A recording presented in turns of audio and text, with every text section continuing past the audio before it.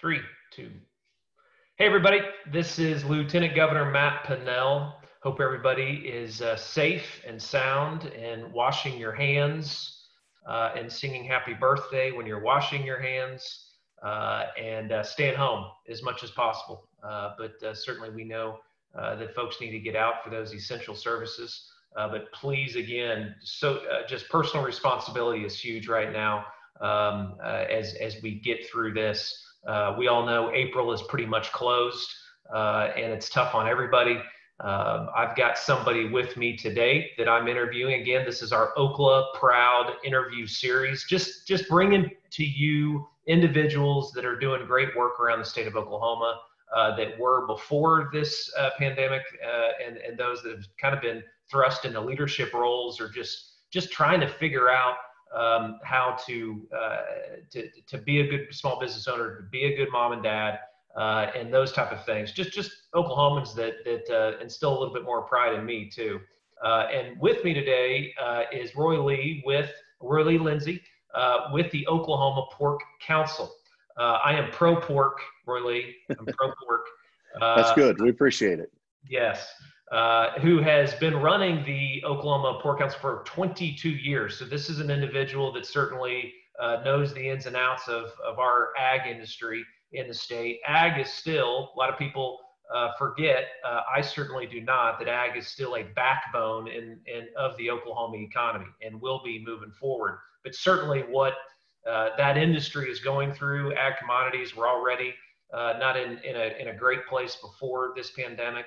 But I wanted to bring Roy Lee on to kind of talk about the industry and what they're doing to innovate right now as well.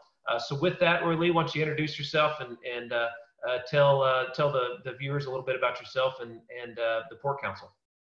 Sure. Thank you, Lieutenant Governor Pinnell, for the opportunity to join you today. Representing Oklahoma's one of the largest ag commodities in the state. We'll be anywhere from the second largest to the fourth largest, and that all depends on market prices of the poultry industry, the wheat production, and pork. All are almost interchangeable in terms of where they rank in ag commodities across the state. And it just varies from year to year based on prices.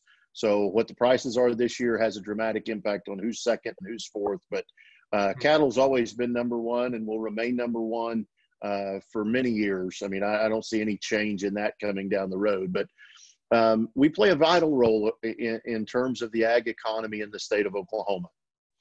We estimate there are more than 10,000 people across the state that work in the pork industry, and that's everybody from who works on farms to folks that drive feed trucks, veterinarians that work with us, maintenance folks on our farms and our facilities, as well as our processing plants that produce the pork, produce the bacon that everybody loves to have. So tremendous impact. We've got facilities all across the state. We have farms all across the state from the far reaches of the Panhandle as far east as the Podo area.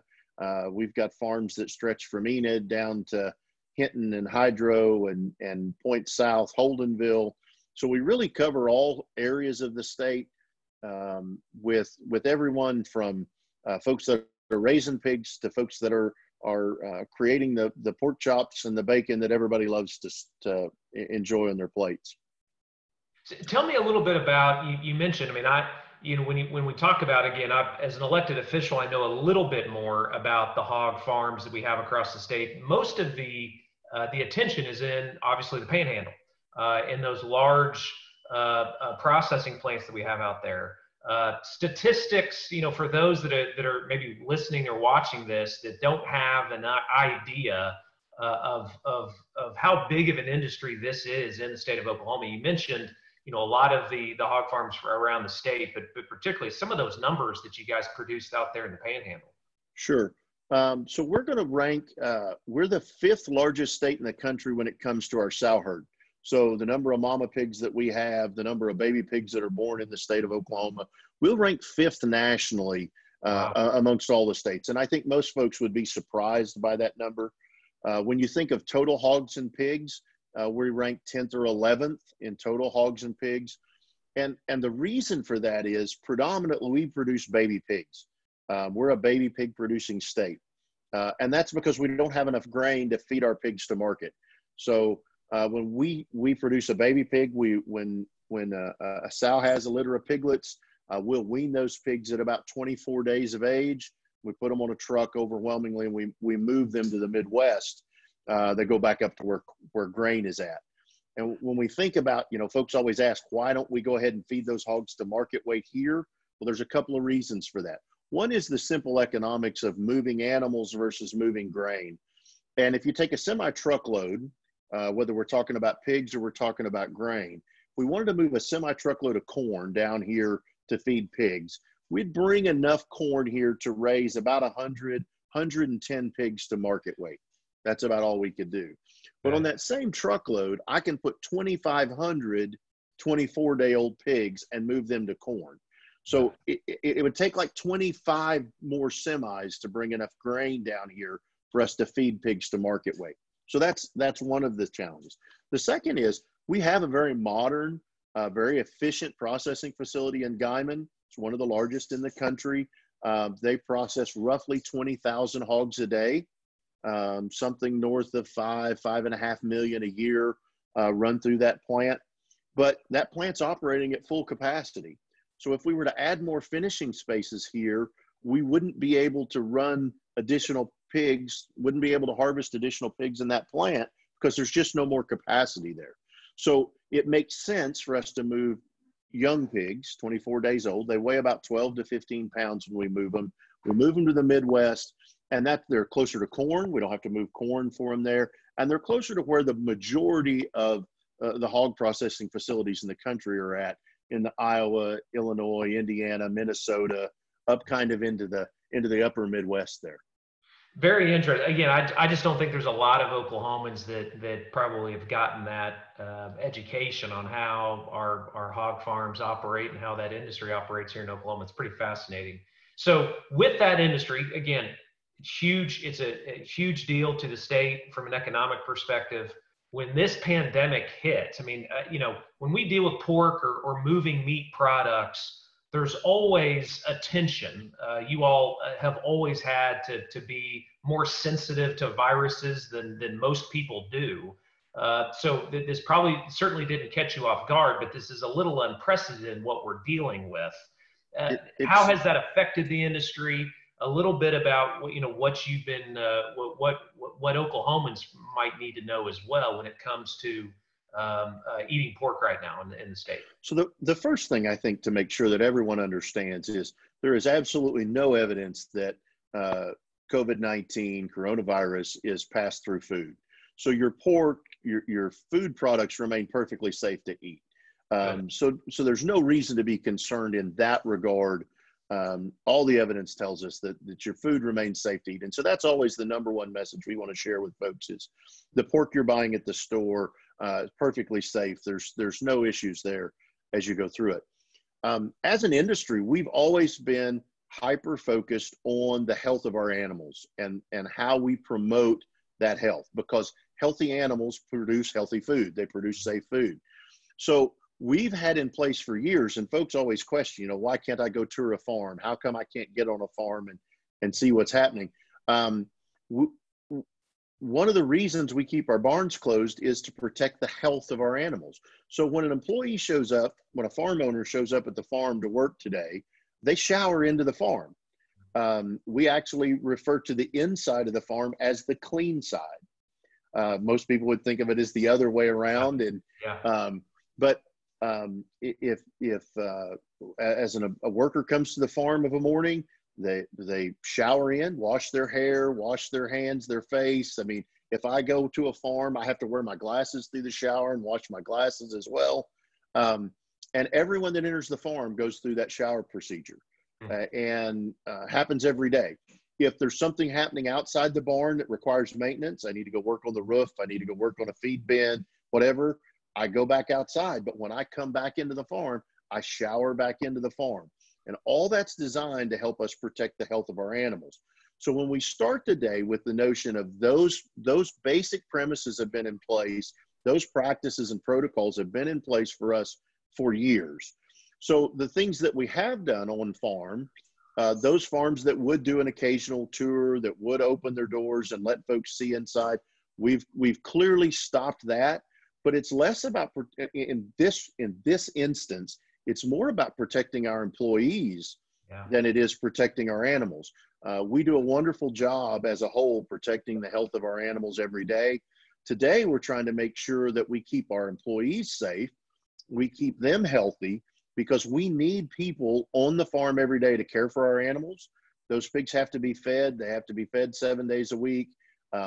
It's one of the reasons why the federal government and Governor Stitt and local folks have recognized from day one that people engaged in agriculture were engaged in an essential business. We're essential, critical infrastructure is how Department of Homeland Security refers to us. And the rationale behind that is, hey, we got to produce food. We've still got to be able to eat. The public still needs to have a safe, wholesome food supply. And nobody in the world is better at producing a safe, wholesome food supply than the United States. We do it better than anyone else anywhere. And we're doing it now. We're doing it with some additional challenges, trying to keep our employees safe, trying to make sure the product we put out to you gets to the stores, et cetera, and doing it under what are very unique circumstances. This is, we've worked through fires before, we've worked through tornadoes, we've worked through ice storms. All of those things present challenges to us. And for our industry, we've been doing a tremendous amount of crisis planning as it relates to foreign animal disease. How would we keep a foreign animal disease off our farms? And that's giving us, I think, good practice, good background, good experience as we get ready to, as we continue to address the challenges presented by COVID. Yep. No, I mean, you're right about employees. You know, with as large of an industry as you all are, again, it's about those employees. You hear a lot about the trucking industry now as well. I mean, again, those truck drivers that are transporting all of this essential product around the country. And you mentioned again just the amount of pigs that are run through the state. So we have to make sure that we keep that into perspective as well. This is about protecting those employees, and it's good to hear what you guys are doing in the state. So we're following the CDC guidelines as far as if you don't feel well, don't come to work. If somebody in your home is sick, please don't come to work. If you don't feel well when you get to work, we're going to send you home. All of those things designed to help protect you and your fellow coworkers, because we have to maintain that staff to be able to continue to manage what our farms are. A typical sow farm in the state of Oklahoma is going to be 2,500 head of hogs on average, and it's going to take 8 to 12 people to work that farm every day. Okay. We've been short workers on farms for years. That hasn't changed. And this situation doesn't, those challenges are only exacerbated in this kind of situation. So we've got to try to keep our folks healthy. We've got to try to keep them coming to work. We're having to work with extra hours, if you will, for employees in some places because folks have stayed home because they didn't feel well or they felt sick. So all of that is, all of that's an ongoing challenge for us, but our folks are doing a knockout job of keeping the pigs coming, keeping the pork coming out of that plant, and our efforts to put bacon on the shelf at the grocery store. Excellent. Good. That's great to hear. You know, we're asking industries, we're asking Oklahomans certainly to be innovative during this time. And you all have been, no different. I've loved to watch your all's Instagram page and sharing pork recipes and things like that. You share a little bit again of first off, resources that you guys are providing to Oklahomans, places where Oklahomans can go to certainly learn more about the pork industry in the state, but ways that you guys have been, social media wise and others, things that you've been doing through this process to be more innovative, to be reaching Oklahomans when, a lot of people are home. Yeah, it's caused us to sit down and rethink a lot of our marketing strategy, a lot of what we were going to do in terms of promoting product as we went through here. So one of the things that I'm extremely proud of, and I have a wonderful team that we work with at the Oklahoma Pork Council, that we've been for months now putting together our own recipe videos and sharing those with the public. All of our social media handles, I guess is the right word. You'd have to ask Kirby, and I'd have to ask Nikki what that right terminology is. But listen, you got that right. I think it's good. We're good at job. OK Pork. So if you're looking for us, we're on the web at okpork.org. We're on Facebook at OK Pork, on Instagram at OK Pork. And we're constantly trying to add new recipes, looking at what's available in the grocery store. How can you take those cuts of pork that are in the grocery store and turn them into meals for your family? And you can find all those on our Instagram page, on our Facebook page, as well as on our website, again, at okpork.org. The other thing I would tell you is through our Facebook or through Instagram, feel free to reach out to us. You're cleaning out the freezer. I know we're all going through the freezer right now. And what have I got in here that I need to do something with? And you find that roast, or you find that pork loin, or that whatever it is that you found back there, and you're not sure what to do with it, send us a note. Send us a message on Facebook and say, hey, I found this product, and we'll go try to find you a recipe, find you something simple that you can do with that. A lot of the recipes we're providing are good for the crock pot. They're good for the grill. You know, as I'm looking out the window right now, and I can see the sunshine, and it's a beautiful day to get out at the grill. We all need to get out and get some sunshine. We need to get out and get some fresh air. While we're trying to stay away from other folks and keep our distance, get out in the backyard and enjoy, and throw a pork chop on the grill, throw a roast out on the grill. And we've got recipes to help you do that. And if you've got questions about it, give us a call. I mean, shoot us an email, shoot us a Facebook message or something. We'll try to help you with that. The one tip that I will give everybody that's cooking with pork, wherever it may be, if you're cooking with whole muscle cuts, pork chops, pork loins, roasts, etc., you're looking for an internal temperature with a meat thermometer of 145 degrees. And overwhelmingly, the public tends to overcook pork, and then they get a piece that's dry and it's chewy and it doesn't have the same flavor. And in almost every case, that's a function of cooking it to too high a temperature. Okay. So if you'll look for 145 degrees internal temperature, you're going to get the best eating experience that you can get out of that cut. That works for tenderloins, it works for whole loins, it works for pork chops. If you don't own a meat thermometer, the next time you happen to have to go to the grocery store, pick one up at the grocery store. I'm telling you that your dining experience will get so much better if you just remember 145 in terms of cooking temps for whole muscle cuts of pork. Now, if you're using ground pork, this would be one of the other things. If you've run into an instance where you get to the supermarket and there's no ground beef, there's whatever, look for ground pork. Ground pork would be a very affordable option to ground beef. And you can substitute it anywhere you would use ground beef. So at my house, we make lots of nachos and tacos. We make lots of spaghetti. We make lots of, we call it cowboy stew or hamburger stew, if you will. But you can substitute ground pork into any of those. Meatloaf, you can substitute ground pork. Anywhere you'd use ground beef, you can substitute ground pork. And it gives you a little bit different flavor, but it cooks the same way. And if you're working with ground product like ground pork, then you're looking for an internal temperature of 160 degrees. But on whole muscle cuts, 145 helps you get that better dining experience. And check out our recipes, because we've got some really neat, easy things to do that I think folks will enjoy at home. Yeah, that's great. I don't need that because I'm a perfect cook every single time. I never mess up my meats, Roy Lee. That's good. I'm glad to hear that. And I, almost a daily meat eater, and again, pro pork for sure.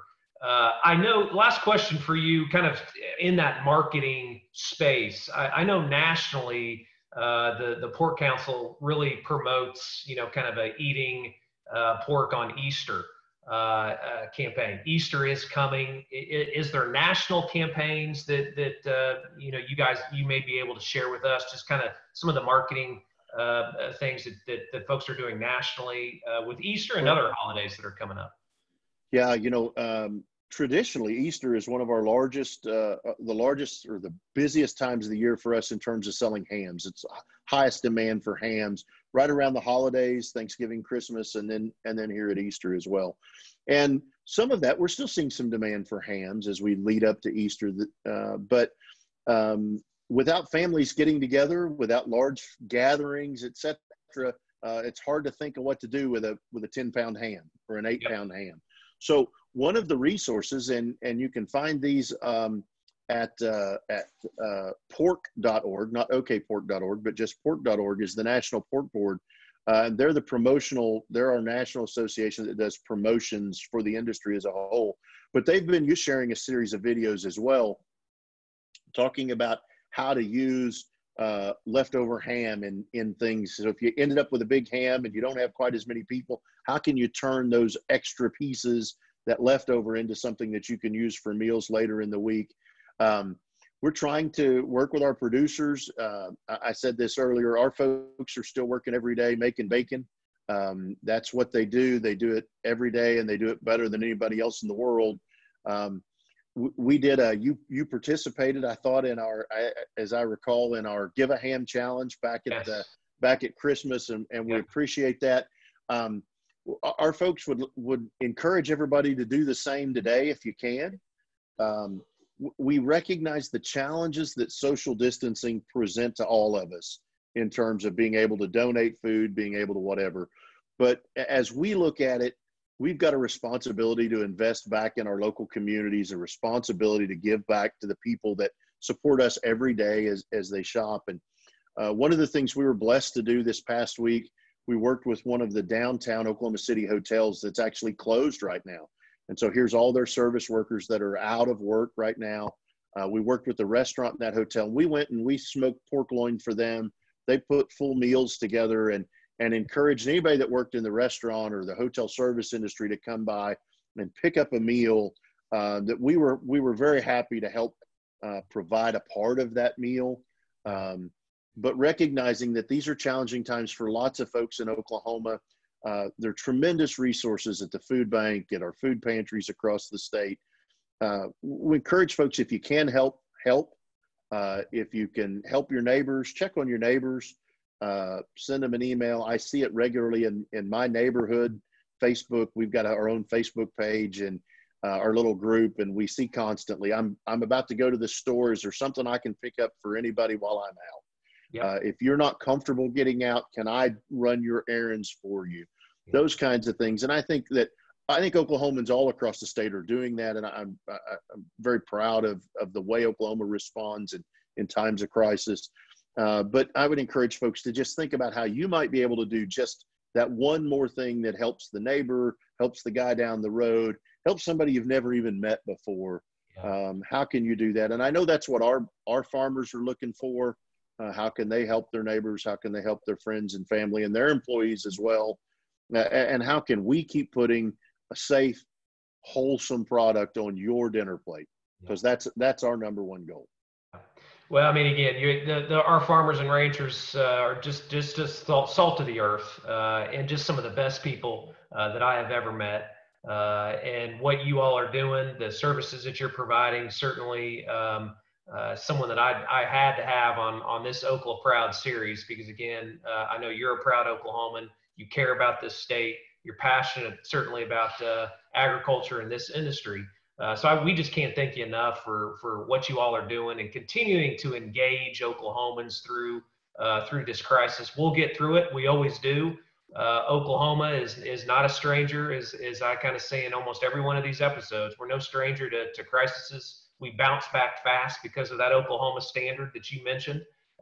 We help our neighbors. So that Oklahoma standard is going to shine through, and I think we'll be a state that will bounce back faster than other states because of it. So, Roy Lee, thank you for doing this and being here. Your website again for those that need to hear it one more time. Sure. Check us out. You can find our website at okpork.org. We're on Facebook and Instagram at okpork. So just search for okpork and you'll find us. Lots of recipes, lots of resources. And we'll continue to try to tell the story of what we're doing every day to put food on your table while our folks are still out making the bacon. Roy Lee, thank you very much, man. I'm going to go cook some right now. Thank you, Lieutenant Governor. Thanks, guys.